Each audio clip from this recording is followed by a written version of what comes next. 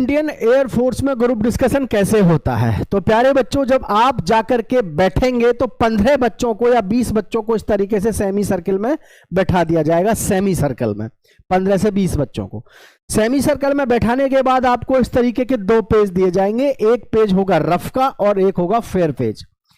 जब आपके पास में 2 इस प्रकार के पेज होंगे तो ध्यान रहे साथियों, आपके सामने या तो एक ऑडियो क्लिप चलाई जाती है या फिर आपको वहां पर जो ऑफिसर होता है वो बोलता है, यानी एक प्रकार से आपके सामने इमला बोला जाता है।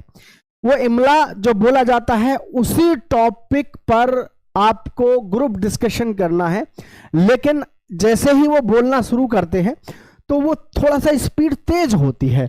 आपको करना क्या है, जो आपको रफ पेज मिला है इस तरीके का, उस पे पॉइंट लिखते रहते हैं ताकि आपको हिंट मिलते रहे कि किस टॉपिक पर ये बोल रहे हैं, किन किन शब्दों का इन्होंने इस्तेमाल किया है।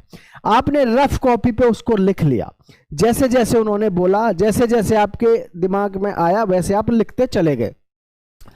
वो बोलना बंद कर देंगे, आपको फिर 5 से 7 मिनट देंगे और कहेंगे इसको रफ से अब फेयर पेज पे लिख लीजिए। आपके पास में दूसरा एक और पेज आपको दिया हुआ होता है, उसको फेयर पेज बोलते हैं। रफ पेज से आप इस पर लिखना शुरू कर देंगे फेयर पेज पे।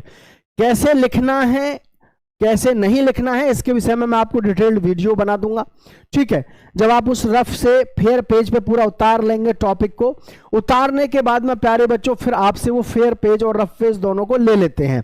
कई सेंटर पर रहने भी देते हैं आपके पास, लेकिन ज्यादातर सेंटरों पे आपसे वो पेज को ले लेते हैं।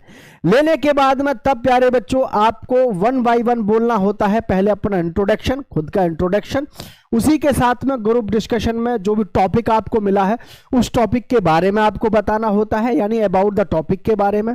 इतना बोलने के बाद सभी बच्चे एक बार बोल लेते हैं। बोलने के बाद फिर आपका दोबारा से नंबर आता है। दोबारा में आपके पास जो भी विचार हैं उस पर पहले पॉजिटिव विचार रखिए। अगर आपका कोई नेगेटिव टॉपिक नहीं है तो पॉजिटिव विचार रखने के बाद में आपने थोड़ी देर बोला, फिर सबका नंबर आ गया। सबके नंबर के बाद में फिर आपका नंबर आएगा, फिर उस पर बताइए। 3 से 4 बार अगर आप बोलते हैं तो आप इजी वे में बहुत अच्छा परफॉर्म करते हैं।